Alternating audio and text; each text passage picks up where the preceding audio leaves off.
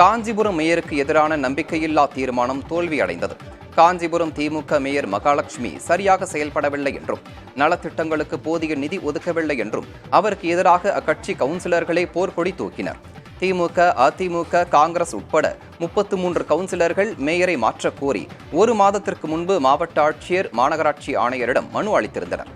அதன்படி இன்று மேயருக்கு எதிரான நம்பிக்கையில்லா தீர்மானத்தின் மீது விவாதம் மற்றும் வாக்கெடுப்பு நடைபெறும் என அறிவிக்கப்பட்டிருந்தது. திடீர் திருப்பமாக மேயருக்கு எதிராக உள்ள கவுன்சிலர்கள் நேற்று தனி பேருந்தில் குடும்பத்துடன் சுற்றுலா சென்றனர். இந்த நிலையில் இன்று நடைபெறவிருந்த நம்பிக்கையில்லா தீர்மானத்தின் மீதான வாக்கெடுப்பில் ஒரு கவுன்சிலர் கூட பங்கேற்கவில்லை. இதனால் நம்பிக்கையில்லா தீர்மானம் தோல்வியடைந்தது. நாங்கள் வாக்குச்சீட்டு முதல் எல்லாத்திலையும் தயார் நிலையில் இருந்தோம். எந்த மாமன்ற உறுப்பினர்களும் வராததால், கோரம் இல்லாததால் நம்பிக்கையில்லா தீர்மானம் வெற்றி பெறவில்லை.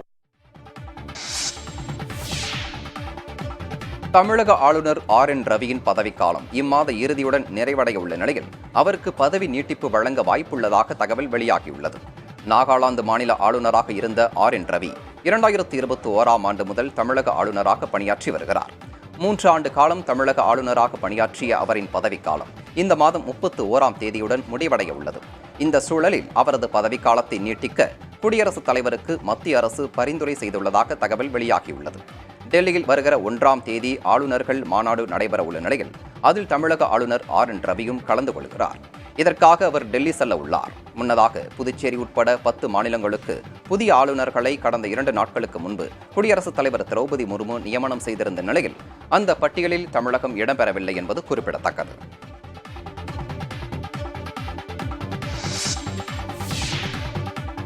பாரிஸ் ஒலிம்பிக்கில் வரலாறு படைத்த துப்பாக்கிச் சுடுதல் வீராங்கனை மனு பாக்கருக்கு மக்களவையில் வாழ்த்து தெரிவிக்கப்பட்டது. பாரிஸ் ஒலிம்பிக்கில் மகளிருக்கான 10 மீட்டர் ஏர் பிஸ்டல் துப்பாக்கிச் சுடுதல் போட்டியில் இந்திய வீராங்கனை மனு பாக்கர் வெண்கல பதக்கத்தை வென்றார்.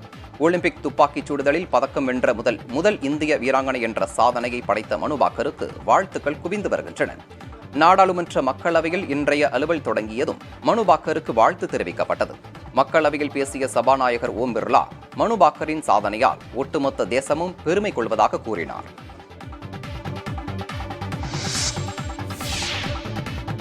டெல்லி முதலமைச்சர் அரவிந்த் கெஜ்ரிவால் மீது CBI குற்றப்பத்திரிகை தாக்கல் செய்துள்ளது.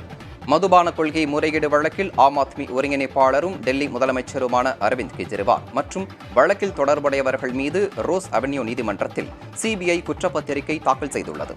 மதுபான கொள்கை முறைகேடு வழக்கில் கடந்த மார்ச் மாதம் 21ஆம் தேதி அமலாக்கத்துறையால் அரவிந்த் கெஜ்ரிவால் கைது செய்யப்பட்டார். பின்னர் சட்டவிரோத பண பரிமாற்ற வழக்கில் அவரை ஜூன் மாதம் CBI கைது செய்தது. உச்சநீதிமன்றம் இடைக்கால ஜாமீன் வழங்கினாலும் ஊழல் வழக்கில் CBI மேற்கொண்ட கைது நடவடிக்கையால் தொடர்ந்து சிறையில் உள்ளார். மேலும் இந்த வழக்கில் ஆகஸ்ட் 8ஆம் தேதி வரை கெஜ்ரிவாலின் நீதிமன்ற காவல் நீட்டிக்கப்பட்டுள்ளது.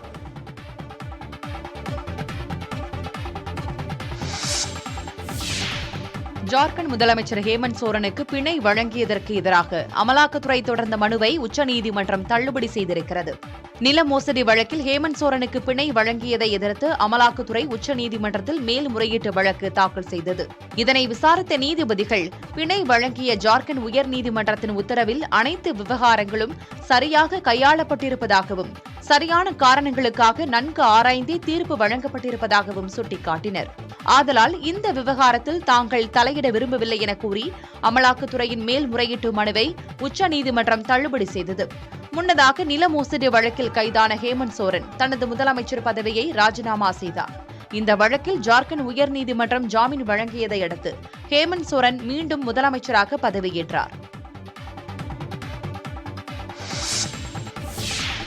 பீகார் மாநிலம் கொண்டு வந்த 65 விழுக்காடு இடஒதுக்கீட்டு அறிவிப்பை ரத்து செய்ததற்கு எதிரான வழக்கில் இடைக்கால தடை விதிக்க உச்சநீதிமன்றம் மறுப்பு தெரிவித்துள்ளது.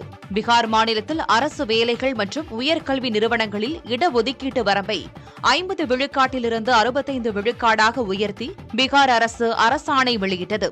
இது சட்ட விதிமுறையை மீறுவதாக கூறி தொடரப்பட்ட வழக்கில் பீகார் அரசின் அரசாணையை ரத்து செய்து பாட்னா நீதிமன்றம் தீர்ப்பு அளித்தது.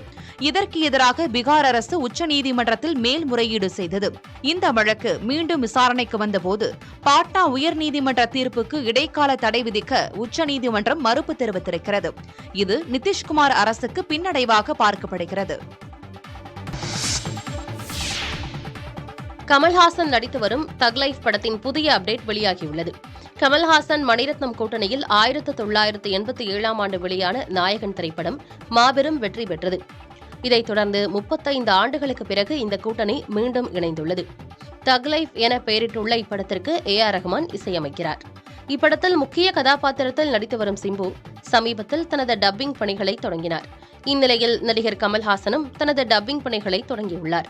இதற்கான அறிவிப்பு வீடியோவை தயாரிப்பு நிறுவனம் வெளியிட்டது. யுவன் சங்கர் ராஜா தயாரிக்கும் புதிய படத்தின் அறிவிப்பு வீடியோ வெளியானது.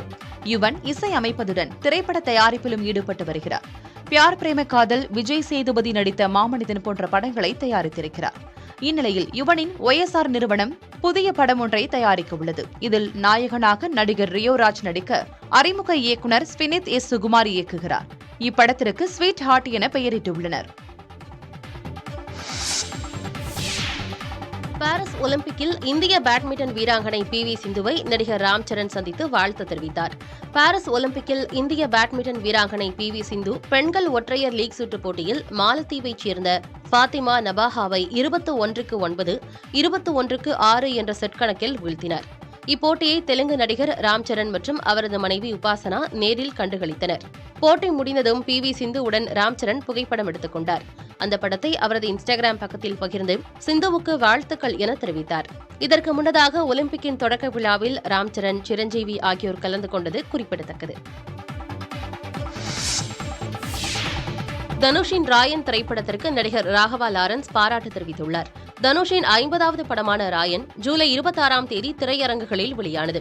இப்படத்தில் துஷாரா விஜயனின் நடிப்பு பெரிய அளவில் பேசப்பட்டது.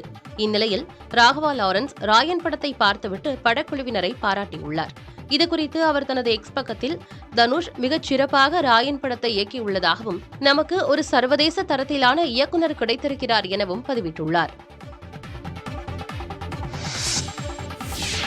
அமெரிக்காவில் நடைபெற்ற மேஜர் லீக் கிரிக்கெட் T20 தொடரில் ஸ்டீபன் ஸ்மித் தலைமையிலான வாஷிங்டன் ஃப்ரீடம் அணி சாம்பியன் பட்டம் வென்றது. இறுதிப் போட்டியில் கோரி ஆண்டர்சன் தலைமையிலான சான் பிரான்சிஸ்கோ யூனிகார்ன் அணியை எதிர்கொண்ட வாஷிங்டன் ஃப்ரீடம் முதலில் பேட் செய்து 5 விக்கெட்டுகளை இழந்து 207 ரன்கள் குவித்தது. அதிகளவாக கேப்டன் ஸ்மித் 88 ரன்களும் மேக்ஸ்வெல் 40 ரன்களும் விளாசினர். 208 என்ற இலக்குடன் களமிறங்கிய சான் பிரான்சிஸ்கோ அணி தொடக்கம் முதல் தடுமாற்றத்தை சந்தித்தது. இதனால் 16 ஓவரில் அனைத்து விக்கெட்டுகளையும் இழந்து 111 ரன்களில் சுருண்டது. வாஷிங்டன் அணி சார்பில் யான்சன், ரச்சின் ரவீந்திரா ஆகியோர் தலா 3 விக்கெட்டுகளை வீழ்த்தினர். இதன் மூலமாக 96 ரன்கள் வித்தியாசத்தில் வெற்றி பெற்று சாம்பியன் பட்டத்தை வாஷிங்டன் அணி வென்றது. ஆட்ட நாயகன் விருதினை ஸ்மித் பெற்ற நிலையில் தொடர் நாயகன் விருதை வாஷிங்டன் அணியின் தொடக்க வீரர் டிராவிஸ் ஹெட் பெற்றார். மக்களவையில் பட்ஜெட் மீதான விவாதத்தின் மீது உரையாற்றிய எதிர்க்கட்சித் தலைவர் ராகுல் காந்தி, இந்திய மக்கள் இன்று தாமரை சின்னம் கொண்ட சக்கர வியூகத்தில் சிக்கியுள்ளதாகவும், ஆனால் அதனை அவர்கள் உடைத்தெறிவார்கள் எனவும் கூறியுள்ளார். மக்களவையில் பட்ஜெட் மீதான விவாதத்தில் எதிர்க்கட்சித் தலைவர் ராகுல் காந்தி உரையாற்றினார். அப்போது 21ஆம் நூற்றாண்டில் இந்தியா தாமரை சின்னத்தை கொண்ட சக்கர வியூகத்தில் சிக்கியுள்ளதாக கூறினார். இந்த சக்கர வியூகத்தின் மத்தியில் பிரதமர் மோடி, அமித்ஷா, மோகன் பகவத், அஜித் தோவல், அம்பானி மற்றும் அதானி ஆகியோர் இருப்பதாக விமர்சித்தார். மத்திய அமைச்சர்கள், விவசாயிகள், இளைஞர்கள் என அனைவரும் அச்சமடைந்துள்ளதாக குறிப்பிட்ட ராகுல் காந்தி, மத்திய அரசு மக்களை அபிமன்யு என நினைப்பதாகவும், ஆனால் இன்றைய மக்கள் அர்ஜுனன் என்றும் அவர்கள் இந்த சக்கர வியூகத்தை உடைத்தெறிவார்கள் எனவும் கூறினார். जिससे आप लोग डरते हो, कांपते हो, वो है जाति जनगणना। और जैसे मैंने कहा था कि इंडिया गठबंधन गारंटीड लीगल MSP इस सदन में पास करेगी, वैसे ही मैं कह रहा हूं, आपको अच्छा लगे ना लगे, जाति जनगणना इस हाउस में, इस सदन में पास करके हम आपको दिखाएंगे। நாடாளுமன்றத்தில் பத்திரிகையாளர்களுக்கு கட்டுப்பாடு விதிக்கப்பட்டதால் நாடாளுமன்ற வளாகத்தில் அவர்கள் காத்திருப்பு போராட்டத்தில் ஈடுபட்டனர். நாடாளுமன்ற வளாகத்தில் செய்திகளை சேகரிப்பதற்காக பத்திரிகையாளர்கள், ஒளிப்பதிவாளர்கள், புகைப்பட கலைஞர்களுக்கு அதிகாரப்பூர்வ அனுமதி அட்டை வழங்கப்பட்டு வந்தது. நாடாளுமன்றத்திற்கு வெளியே உறுப்பினர்கள் மற்றும் மத்திய அமைச்சர்கள் வருகையின் போது அவர்களிடம் பத்திரிகையாளர்கள் பேட்டி காணவும் அனுமதி கொடுக்கப்பட்டிருந்தது. ஆனால் நாடாளுமன்ற வளாகத்தில் பத்திரிகையாளர்கள் நிற்கக்கூடாது, எம்பிக்கள் மற்றும் மூத்த தலைவர்களிடம் வீடியோவாக பேட்டிகளை பதிவு செய்யக்கூடாது என பல்வேறு கட்டுப்பாடுகள் தற்போது விதிக்கப்பட்டுள்ளன. இந்த புதிய கட்டுப்பாடுகளால் செய்தி சேகரிப்பதில் இடையூறுகள் உள்ளதாக கூறி நாடாளுமன்ற வளாகத்தில் பத்திரிகையாளர்கள் காத்திருப்பு போராட்டத்தில் ஈடுபட்டனர். புதிய கட்டுப்பாடுகளை தளர்த்த வேண்டும் என நாடாளுமன்ற விவகாரத்துறையிலும் கோரிக்கை வைத்துள்ளனர்.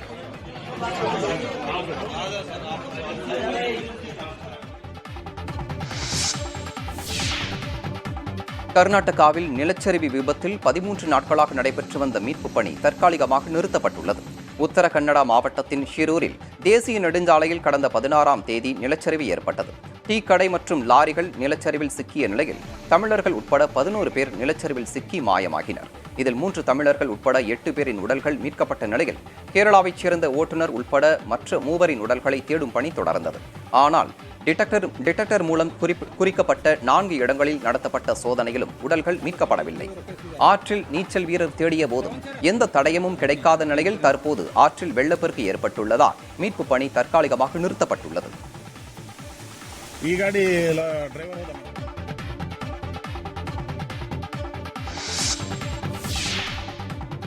அரசு மருத்துவமனைகளுக்கு பிரசவத்திற்கு வரும் தாய்மார்களுக்கு உடற்பயிற்சி, யோகா பயிற்சி அளிப்பதன் மூலம் பேறுகால இறப்பு விகிதம் குறைந்துள்ளதாக மருத்துவத்துறை அமைச்சர் மா. சுப்பிரமணியன் தெரிவித்துள்ளார்.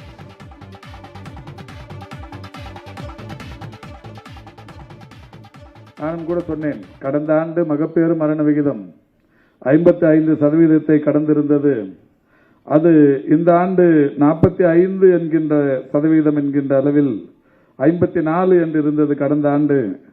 இந்த ஆண்டு அது 45.5 குறைந்திருக்கிறது என்று சொன்னேன். உடனடியாக நம்முடைய செயலாளர் அவர்கள் அதிலும் இன்னமும் குறைந்தால் நன்றாக இருக்கும் என்று சொன்னார்கள். அதற்கான ஒரு நல்ல முயற்சியாகத்தான் இந்த கருத்தரங்கம் இப்போது நடைபெற்றுக் கொண்டிருப்பதாக நான் கருதுகிறேன். நம்முடைய NHMMD பேசும்போது சொன்னார், கடந்த ஆண்டுக்கும் இந்த ஆண்டுக்கும் 54 45.5 குறைந்திருக்கிற நமக்கு, ஒரே ஆண்டில் இவ்வளவு சதவீதத்தை குறைத்திருக்கிற நமக்கு, கேரளா 18% என்று இருக்கிறதே, அதைவிட குறைவாக வருவதற்கு ஒரு பெரிய கால அவகாசம் தேவையில்லை என்கின்ற வகையில் கருத்துக்களை எடுத்து சொன்னார்கள். சட்டவிரோத பணப்பரிமாற்ற தடைச்சட்ட வழக்கில் கைதான ஜாஃபர் சாதிக்கின் நீதிமன்ற காவல் ஆகஸ்ட் 12ஆம் தேதி வரை நீட்டிக்கப்பட்டுள்ளது. போதைப்பொருள் கடத்தல் வழக்கில் கைது செய்யப்பட்ட தமிழ் திரைப்பட தயாரிப்பாளரும் திமுக முன்னாள் நிர்வாகியுமான ஜாஃபர் சாதிக் சட்டவிரோத பணப்பரிவர்த்தனையில் ஈடுபட்டதாக கூறி அமலாக்கத்துறையும் தனியாக வழக்கு பதிவு செய்து கடந்த ஜூன் மாதம் கைது செய்தது. இந்நிலையில் ஜாஃபர் சாதிக்கின் நீதிமன்ற காவல் இன்றுடன் முடிவடைவதால் சென்னை புழல் சிறையிலிருந்து காணொலி மூலம் சென்னை மாவட்ட முதன்மை அமர்வு நீதிமன்ற நீதிபதி அல்லி முன்பாக ஆஜர்படுத்தப்பட்டார். அப்போது ஜாஃபர் சாதிக்கின் நீதிமன்ற காவலை ஆகஸ்ட் 12ஆம் தேதி வரை நீட்டித்து நீதிபதி அல்லி உத்தரவிட்டார். தாம்பரத்தில் 4 கோடி ரூபாய் பறிமுதல் செய்யப்பட்ட வழக்கில் நகைக்கடை உரிமையாளரிடம் சிபிசிஐடி காவல்துறையினர் விசாரணை மேற்கொண்டனர். கடந்த நாடாளுமன்ற தேர்தலின் போது தாம்பரம் ரயில் நிலையத்தில் 4 கோடி ரூபாய் பறிமுதல் செய்யப்பட்டது. இது தொடர்பாக பாஜக வேட்பாளர் நயினார் நாகேந்திரனுக்கு தொடர்புடையவர்கள் கைது செய்யப்பட்டனர். வழக்கு சிபிசிஐடிக்கு மாற்றப்பட்டு நயினார் நாகேந்திரன், SR சேகர் உள்ளிட்டோரிடம் விசாரணை நடத்தப்பட்டது. இதனிடையே நகைக்கடை உரிமையாளர் ஒருவரது உதவியாளர் மூலமாகவே பணம் கைமாறியதாக விசாரணையில் தெரியவந்தது. அதன் அடிப்படையில் சவுகார்பேட்டையைச் சேர்ந்த நகைக்கடை உரிமையாளரிடம் அதிகாரிகள் விசாரணை நடத்தினர். பணத்திற்கு ஆவணங்கள் உள்ளதா, நயினார் நாகேந்திரனுக்கு சொந்தமான ஹோட்டலுக்கு பணம் வந்தது ஏன் உள்ளிட்டவை குறித்து விசாரணை மேற்கொண்டனர்.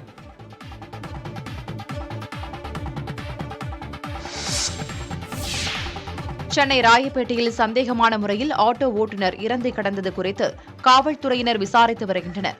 ஆட்டோ ஓட்டுநரான தஸ்தகீர் அவரது வீட்டில் அளவுக்கு அதிகமான மது போதையில் இருந்திருக்கிறார். சுப நிகழ்ச்சிக்காக சென்ற குடும்பத்தினர் அவரை வீட்டிலேயே விட்டு சென்றனர். திரும்பி வந்து பார்த்தபோது தஸ்தகீர் கழுத்து அறுபட்ட நிலையில் படுக்கையில் இறந்து கிடந்திருக்கிறார். காவல்துறையினர் உடலை மீட்டு கூராய்விற்கு அனுப்பி வைத்தனர். சிசிடிவி காட்சிகளை ஆய்வு செய்தபோது வீட்டிற்கு யாரும் வரவில்லை என்பது தெரியவந்தது. மேலும் இறந்தவரின் கையில் துருப்பிடித்த கத்தி இருப்பதால் அவர் தற்கொலை செய்து கொண்டிருக்கலாம் என்ற கோணத்தில் காவலர்கள் விசாரித்து வருகின்றனர்.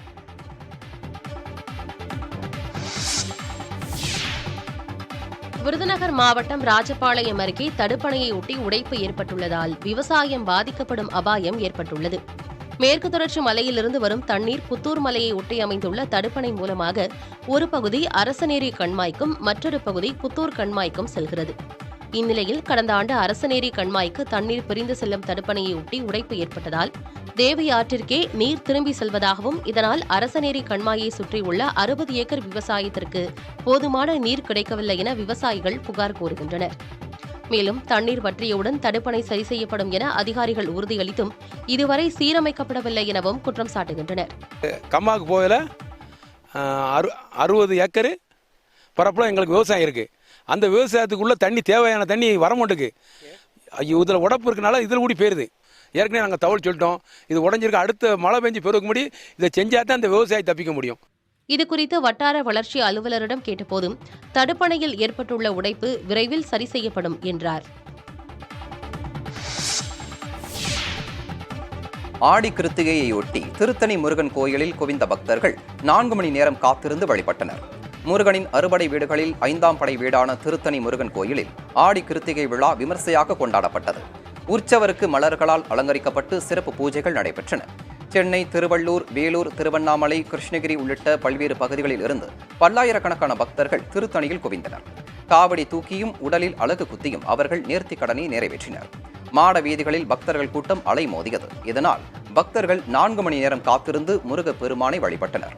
பக்தர்களின் வசதிக்காக சிறப்பு பேருந்துகள் மற்றும் அரக்கோணம் திருத்தணி இடையே சிறப்பு ரயில்கள் இயக்கப்பட்டன. அடிப்படை தேவைகளான குடிநீர், கழிவறை மற்றும் மருத்துவ முகாம் என விரிவான ஏற்பாடுகளும் செய்யப்பட்டிருந்தன. கர்நாடகாவில் நிலச்சரிவு விபத்தில் 13 நாட்களாக நடைபெற்று வந்த மீட்பு பணி தற்காலிகமாக நிறுத்தப்பட்டுள்ளது. உத்தரகன்னடா மாவட்டத்தின் சிரூரில் தேசிய நெடுஞ்சாலையில் கடந்த 16ஆம் தேதி நிலச்சரிவு ஏற்பட்டது. டீக்கடை மற்றும் லாரிகள் நிலச்சரிவில் சிக்கிய நிலையில் தமிழர்கள் உள்பட 11 பேர் நிலச்சரிவில் சிக்கி மாயமாகினர். இதில் 3 தமிழர்கள் உள்பட 8 பேரின் உடல்கள் மீட்கப்பட்ட நிலையில் கேரளாவைச் சேர்ந்த ஓட்டுநர் உள்பட மற்ற 3 உடல்களை தேடும் பணி தொடர்ந்தது. ஆனால் டிடெக்டர் மூலம் குறிக்கப்பட்ட 4 இடங்களில் நடத்தப்பட்ட சோதனையிலும் உடல்கள் மீட்கப்படவில்லை. ஆற்றில் நீச்சல் வீரர் தேடிய போதும் எந்த தடயமும் கிடைக்காத நிலையில் தற்போது ஆற்றில் வெள்ளப்பெருக்கு ஏற்பட்டுள்ளதால் மீட்பு பணி தற்காலிகமாக நிறுத்தப்பட்டுள்ளது.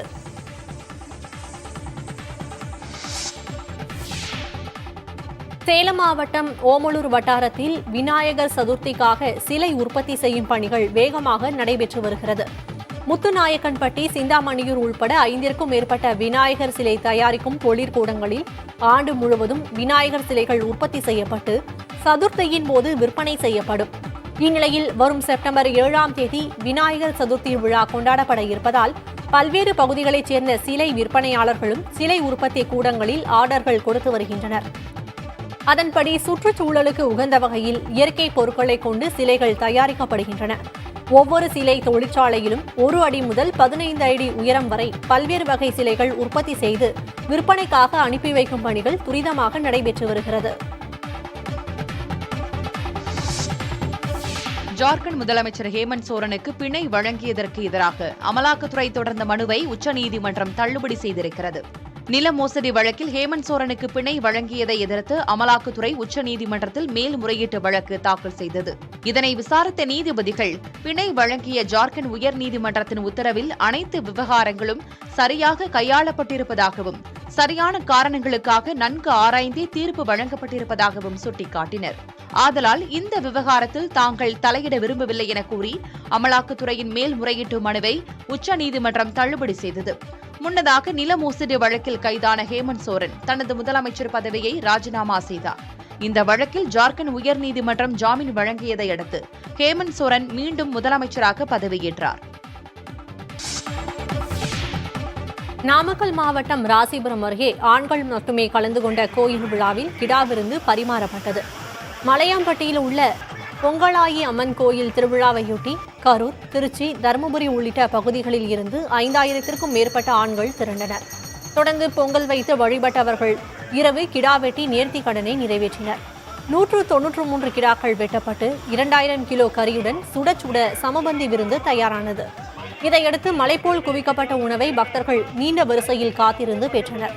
ஆண்கள் மட்டுமே பங்கேற்று விடிய விடிய நடைபெற்ற கிடா வெட்டு திருவிழா சுற்றுவட்டார பகுதி மக்களின் கவனத்தை ஈர்த்தது.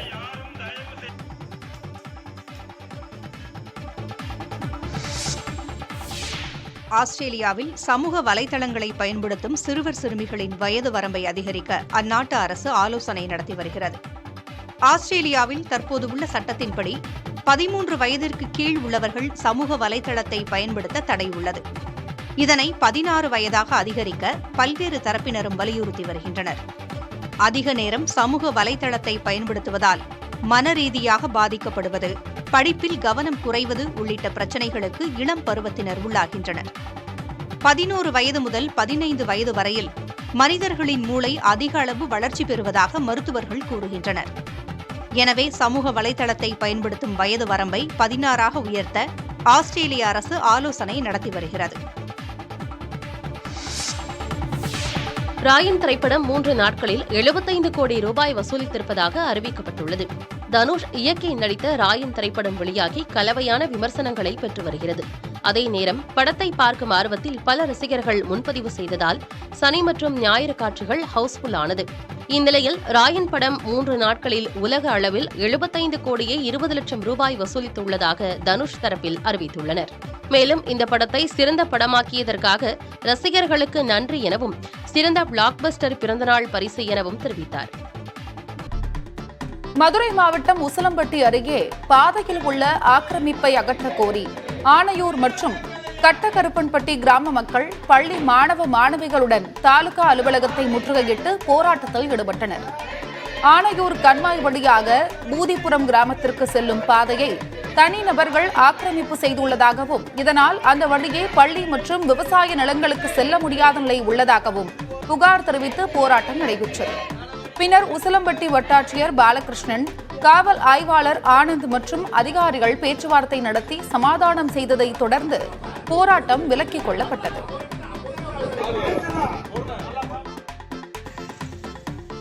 மதுரை மாவட்டம் அலங்காநல்லூர் அருகே குடியிருப்புகளை சூழ்ந்த கழிவு நீரால் சுகாதார கேடு ஏற்பட்டுள்ளதாக புகார்கள் எழுந்துள்ளது. முடுவார்பட்டி ஊராட்சியில் மொத்தம் 10,000த்திற்கும் மேற்பட்ட மக்கள் வசிக்கும் நிலையில் இங்குள்ள பெரியார் காலனியில் குடிநீரில் கழிவுநீர் கலப்பதாகவும், மேலும் குடியிருப்பை சுற்றி கழிவுநீர் சூழ்ந்து துர்நாற்றம் வீசுவதோடு தொற்று நோய் பரவும் அபாயம் இருப்பதாக கூறும் குடியிருப்பு வாசிகள் புகார் தெரிவித்தும் நடவடிக்கை எடுக்கவில்லை என்று குற்றம் சாட்டுகின்றனர். இதுகுறித்து அலங்காநல்லூர் வட்டார வளர்ச்சி அலுவலரிடம் கேட்டபோது கழிவுநீர் செல்வதற்கு வடிகால் அமைக்க நடவடிக்கை எடுக்கப்படும் என்று தெரிவித்தார்.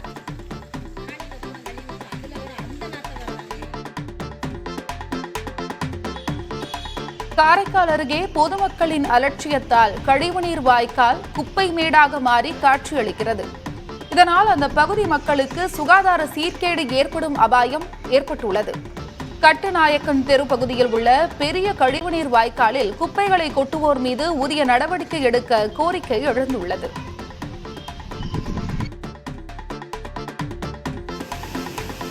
சேலம் மாவட்டம் மேட்டூர் அணையின் கரையோர பகுதிகளில் முன்னெச்சரிக்கை நடவடிக்கைகள் குறித்து சார் ஆட்சியர் பொன்மணி ஆய்வு செய்தார். மேட்டூர் அணைக்கான நீர்வரத்து 1,00,000 கனஅடியை தாண்டி வருவதால் நீர்மட்டம் வேகமாக உயர்ந்து வருகிறது. அணை நிரம்பினால் 16 கண் மழைக்கால வெள்ள நீர் போக்கி வழியாக அதிக அளவு தண்ணீர் திறக்கப்படும். இந்நிலையில் மேட்டூர் சார் ஆட்சியர் பொன்மணி கரையோர பகுதிகளை பார்வையிட்டதுடன் தற்காலிக முகாம்களுக்கு சென்று பொதுமக்களுக்கான அடிப்படை வசதிகள் முறையாக செய்யப்பட்டுள்ளதா என்று ஆய்வு செய்தார். விருதாசம்பட்டி ஏரியில் வண்டல் மண் எடுக்கும் பணியையும் அவர் ஆய்வு செய்தார்.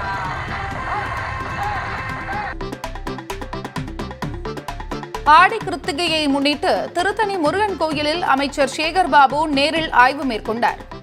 கிருத்திகை தெப்ப திருவிழாவை ஒட்டி லட்சக்கணக்கான பக்தர்கள் கோயிலில் குவிந்தனர். இந்து சமய அறநிலையத்துறை அமைச்சர் சேகர்பாபு தனது குடும்பத்தாருடன் 365 படிக்கட்டுகளையும் ஏறி வந்து முருகனை வழிபட்டார்.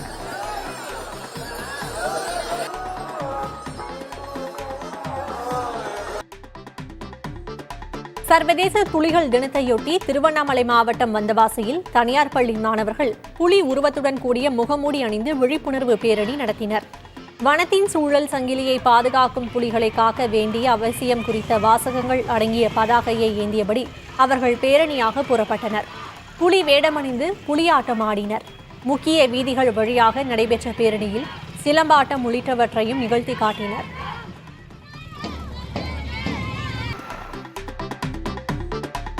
சென்னையை அடுத்த கொண்டகரை பகுதியில் உள்ள அசோக் லேலண்ட் நிறுவனத்தின் வாகனங்கள் பரிசோதனை செய்யும் தொழிற்சாலையில் ஒப்பந்த தொழிலாளர்கள் வேலை நிறுத்தத்தில் ஈடுபட்டுள்ளனர். 30 ஆண்டுகளாக இயங்கி வரும் தொழிற்சாலையில் அடிப்படை ஒப்பந்த தொழிலாளர்களுக்காக 200க்கும் மேற்பட்டோர் பணிபுரிந்து வருகின்றனர். ஒவ்வொரு வருடமாக ஊதிய உயர்வு, பணி நிரந்தரம் உள்ளிட்ட பல்வேறு கோரிக்கைகளை வலியுறுத்தி போராட்டம் நடத்தி வந்தனர். இந்நிலையில் தொழிலாளர்களை பணி நீக்கம் செய்ததாகவும் அவர்களை உடனடியாக பணியமர்த்த வேண்டும் என கோரி தொழிற்சாலையை முற்றுகையிட்டனர். பேச்சுவார்த்தை நடத்தி தீர்வு காணாவிட்டால் காலவரையற்ற வேலை நிறுத்தத்தில் ஈடுபடுவதாக தெரிவித்துள்ளனர்.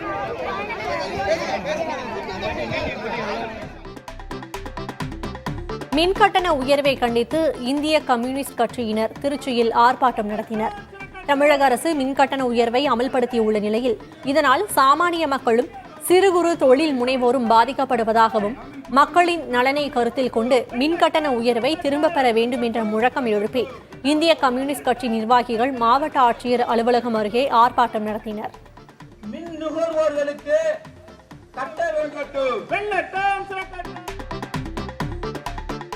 மத்திய அரசின் நிதிநிலை அறிக்கையில் புதுச்சேரி புறக்கணிக்கப்பட்டதாக கூறி திமுகவினர் கண்டன ஆர்ப்பாட்டத்தில் ஈடுபட்டனர். புதுச்சேரியில் பாஜகவின் கூட்டணி கட்சி ஆட்சியில் இருந்தபோதும் எந்த திட்டங்களும் அறிவிக்கப்படவில்லை என்றும் திமுகவினர் சுட்டிக்காட்டினர். புதுச்சேரி புறக்கணிக்கப்படுவதை கண்டித்தும் தேர்தலில் அளித்த வாக்குறுதிகள் எதையும் நிறைவேற்றாமல் மக்களை வஞ்சிப்பதை கண்டித்தும் சட்டமன்ற எதிர்க்கட்சித் தலைவர் சிவா தலைமையில் 200க்கும் மேற்பட்ட திமுகவினர் கண்டன ஆர்ப்பாட்டத்தில் ஈடுபட்டனர். ஆர்ப்பாட்டத்தில் திமுக சட்டமன்ற உறுப்பினர்கள் உள்ளிட்ட மாநில நிர்வாகிகள் கலந்து கொண்டனர். புதுக்கோட்டையில் மருத்துவ சிகிச்சைக்கு வந்த சிறுமியிடம் பாலியல் அத்துமீறலில் ஈடுபட்ட புகாரில் மருத்துவர் போக்சோ சட்டத்தின் கீழ் கைது செய்யப்பட்டார். திருக்கோகர்ணத்தைச் சேர்ந்தவர் பல் மருத்துவர் அப்துல் மஜீத். இந்நிலையில் தங்கள் மகளை சிகிச்சைக்காக மருத்துவரிடம் அழைத்து சென்றபோது அவர் பாலியல் அத்துமீறலில் ஈடுபட்டதாக காவல் நிலையத்தில் புகார் அளித்தனர். இதுகுறித்து விசாரித்த காவல்துறையினர் மருத்துவரை போக்சோ வழக்கில் கைது செய்து சிறையில் அடைத்தனர்.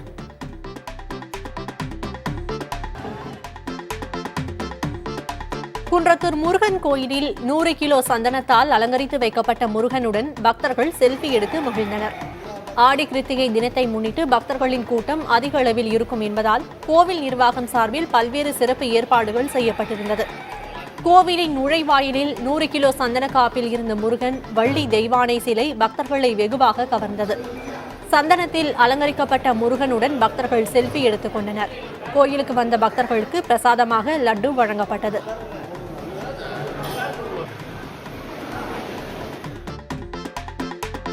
ராமேஸ்வரம் ராமநாத சுவாமி திருக்கோயிலில் ஆடி திருவிழா கொடியேற்றத்துடன் மிகச் சிறப்பாக நடைபெற்றது. தங்க கொடிமரத்திற்கு சிறப்பு பூஜைகள் செய்யப்பட்டு தீபாராதனை காட்டப்பட்டது. இதனைத் தொடர்ந்து தங்க கொடிமரத்தில் கொடியேற்ற நிகழ்வு நடைபெற்றது. இதில் உள்ளூர் மற்றும் வெளியூரில் இருந்து வந்த ஏராளமான பக்தர்கள் பங்கேற்றனர்.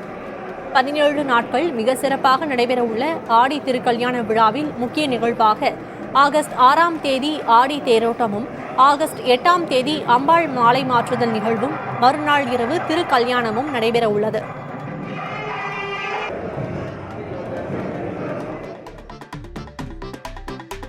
நாகை மாவட்டம் வேதாரண்யம் அருகே மகாபாரத திருவிழாவில் அம்பாள் படுகளமும் கூந்தல் முடிதல் நிகழ்ச்சியும் நடைபெற்றது. தோப்புத்துறை திரௌபதியம்மன் கோவிலில் கடந்த 10ஆம் தேதி கொடியேற்றத்துடன் தொடங்கிய மகாபாரத திருவிழாவின் நிறைவு நாள் நிகழ்ச்சியாக அம்மன் மற்றும் அரவான் சுவாமி ஆகியோர் எழுந்தருளி பக்தர்களுக்கு அருள் பாலித்தனர். இங்கு 2000த்திற்கும் மேற்பட்ட கிராம மக்கள் கலந்து கொண்டு அம்மனை வழிபட்டனர்.